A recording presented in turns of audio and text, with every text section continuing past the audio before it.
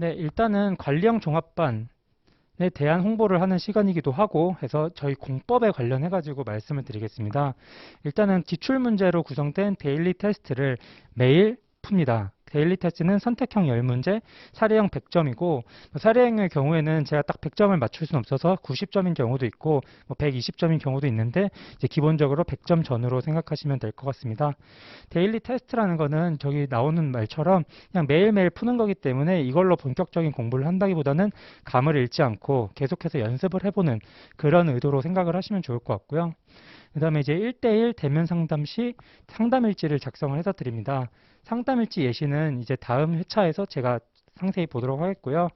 3번은 뭐 제 실무 홍보 같아서 조금 부끄럽긴 한데 제가 이제 뭐 신재생 에너지법이나 혹은 이제 서울교통공사나 이런 곳과 지금 자문도 많이 진행을 했었고 행정소송도 다수 진행을 했기 때문에 아무래도 기록형 측면에서 그나마 조금 실무에 가까운 그리고 아직 감각을 잃지 않지 않았나 네, 이런 의미로 이제 작성을 했고요.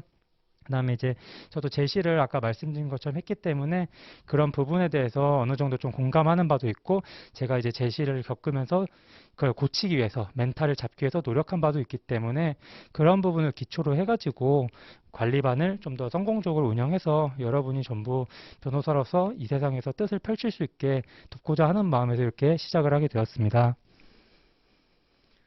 네, 일단은 대면 상담 일지 예시부터 먼저 보여드리겠습니다. 이게 또 뭐 보는 분에 따라서는 아, 너무 허접한 거 아니냐 이렇게 생각하실 수 있지만은 어쨌든 이렇게 얘기를 하면서 한번 진행을 해보면 좋을 것 같아요.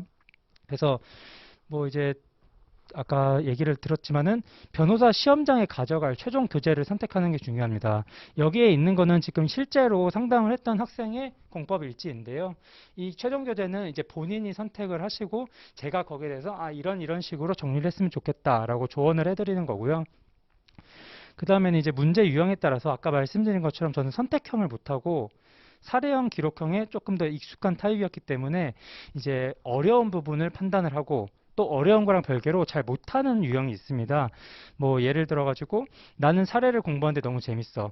헌법을 공부할 때 통치구조로 너무 재밌는데 막상 사례형 쓰면은 답이 안 나와. 점수가 안 나와. 이거는 재밌는 거랑 별개로 못하는 거거든요. 그 부분을 이제 점수로 저희가 판단을 객관적으로 해가지고 그 부분에 집중할 수 있도록 즉 버려야 될 부분과 버리지 말아야 될 부분을 나누는 목표로 이거를 일단은 판단을 하고 그 이후에 본인이 생각하시는 공부 방법을 기재하고 추후에 이제 공부를 하다 보면은 뭐 슬럼프가 올 수도 있고 잘 안 될 수도 있습니다. 그때 아 내가 처음에 어떻게 하려고 했지. 이 사람이 당황하면 다른 방법을 계속 찾으려고 하거든요. 근데 뭐 그게 좋을 수도 있지만은 이 9개월이라는 시간이 또 길진 않은 시간이기 때문에 그거를 바꿈으로 인해서 생기는 로스가 더 클 수도 있습니다. 그럴 때 한번 관리방 공고 일지를 보고 아 내가 옛날에 이렇게 생각을 했었지. 그리고 저랑 한번 상담하시고 이렇게 해서 좀 멘탈을 계속 가져가는 방향으로 이제 길을 잡았습니다. 그래서 이제 여기까지는 기본적으로 제가 체크리스트를 드리고 체크를 하게 해드릴 거고요. 여기부터는 이제 학생마다 개인적으로 좀 어렵다고 하는 부분들, 뭐 공부 난이도는 저는 선택형이 어렵습니다. 물론 이제 유형이 아니라 쟁점이 어려운 분들도 있어요. 뭐 행정법에서 행정입법이 너무 어려워요. 지방자치법 개정 조문 됐다는데 어떻게 하는지 모르겠어요. 이런 부분도 이제 표시를 해두고 제가 이제 상담할 때는 그 부분 위주로 또 첨삭할 때도 그 부분 위주로 진행을 할 예정입니다. 네.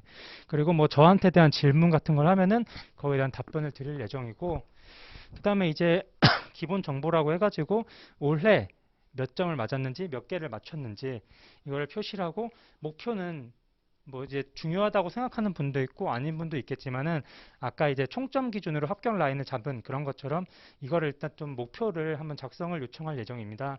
그리고 기본서의 경우에도 한 사람이 뭐 기본서도 여러 권을 보고 이런 경우가 꽤 많았던 것 같아요. 그래서 이 표 안에 각자 기본서 헌법 기본서, 행정법 기본서, 뭐 요약집인 경우에는 암기장인 경우에는 암기장 이런 식으로 좀 적어가지고 그거를 쉽게 바꾸지 않게 처음 선택한 걸 가지고 꾸준히 공부할 수 있게 도움을 좀 드릴까 합니다. 그리고 이제 그 이후부터는 이게 상담 일지입니다. 이제 공부 일지라 그래가지고 제가 최근에 했던 게 4월 19일 상담이었거든요. 그래서 이거는 이제 진도표입니다. 어디까지 공부했다는 거를 여기에 작성을 하는 것이고 그다음에 지금 학생의 현재 상황, 데일리 테스트는 현재 진행하고 있습니다.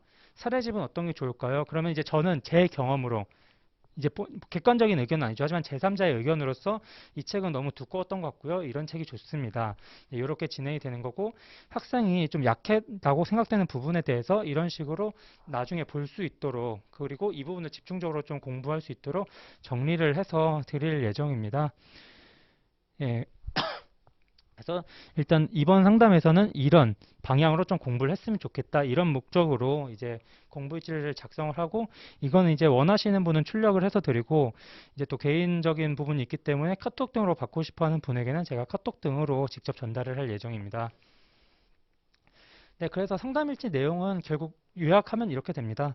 일단은 원생이 원하는 관리반 공부 방향, 내가 올해는 어떻게 하고 싶어요, 이거에 대해서 제가 조언을 하는 정도의 목표입니다. 공부는 여러분이 하는 것이고 제가 하는 것이 아니기 때문에 어쨌든 선택은 여러분이 하시되, 저는 제3자로서 이런 방법이 좋을 것 같다라는 말씀을 드리고 그걸 표시를 해두는 거고요. 교재 같은 경우도 아까 말씀드렸지만은 너무 여러 권의 책을 보는 분들이 있어요. 근데 뭐 저희가 이제 하는 말들이 있죠. 아무 책이나 한 권만 잘 알아도 어쨌든 변신 합격한다. 어차피 모든 부분을 알아야 합격하는 시험이 아니라 다 알고 있으면 그걸 모아가지고 점수를 모아서 합격하는 시험이다. 한 권을 벗어나지 않도록 돕고자 함이고요. 뭐 진도 확인, 내가 여기까지 했으니까 앞으로 어떻게 해야 될까? 이 혼자서 진도를 확인하려면 그게 좀 곤란한 부분이 많습니다. 뭐 굳이 체크하는 시간도 나중에 특히 한 8모나 10모 지나면 너무 아깝고, 그런 부분을 뭐 상담 시간이 따로 들어가긴 하지만은 그래도 한번 정리를 해드리면은 좋지 않을까 하는 거고요. 네. 그다음에 아까 보신 것처럼 이런 부분이 약한 것 같다. 혹은 약한 부분뿐만 아니라 여러분의 재능, 사례 기록형을 잘 하시는 것 같은 경우에는 그 재능을 살려라, 이런 식으로 해가지고 강점에도 집중할 수 있게 그렇게 말씀을 드리려고 합니다.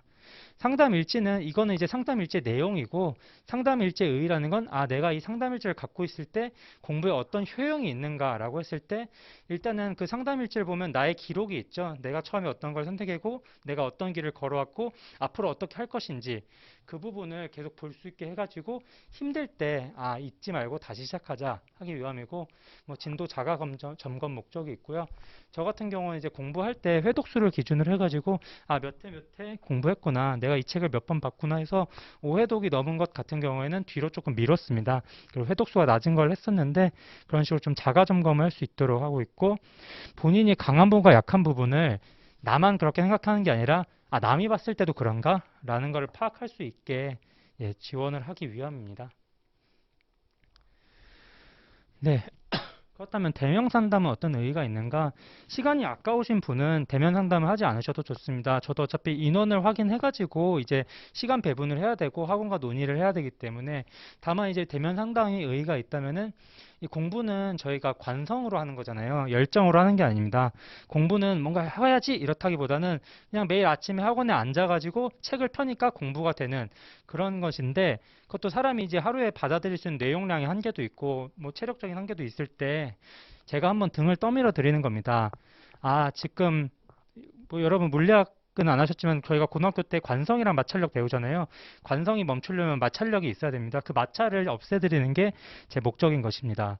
그리고 마지막으로 이거는 조금 이제 원생의 특성이 중요하긴 한데, 계획적인 걸 좋아하는 분들이 있어요. 요즘 MBTI가 유행인데 굳이 따지자면 마지막 숫자가 P가 아니라 J인 분들, 저 같은 경우에도 J인데, 이런 계획적인 걸 좋아하는 원생이 계획을 하기 위해서 쓰는 시간을 제가 일부 대신 해드리는 겁니다. 그래서 그런 부분을 좀 이제 신경 덜 쓰고 공부에 집중할 수 있도록.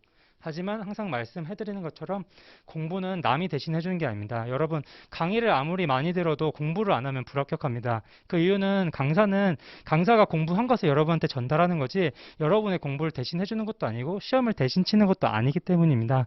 그렇기 때문에 이 부분을 어쨌든 공부를 하신다면 좀 명심하고, 그래도 공부는 내가 해야 된다, 요것만 인식하고 계시면 좋을 것 같습니다.